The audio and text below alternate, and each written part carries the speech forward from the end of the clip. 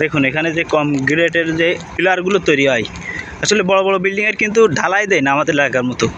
এই বড় বড় পিলারগুলো তৈরি করে উপরে নিয়ে গিয়ে ফিটিং করে এই ক্রেনের সাহায্যে। ওই যে ক্রেন দেখতে পাচ্ছেন, এর সাহায্যে এই দেখুন 3-4টে ক্রেন, এই দিয়ে আস্তে আস্তে ওই পিলার, আস্তে আস্তে না, কারণ একটা পিলার কয়েক টন ওজন হয়, কয়েক টন একটা পিলার। সব রড সিমেন্ট দিয়ে কয়েক মন শুধু রডই তো যায় একটা পিলার তৈরি করতে।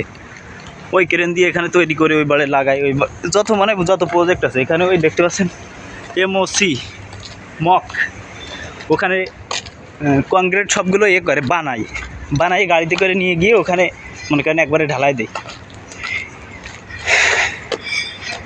তো যাই হোক, এখন কাজ থেকে চলে যাচ্ছি। আজ সকাল সকাল চলে যাচ্ছি, ভালো লাগে না, কাজ কাম এমনিতে নেই।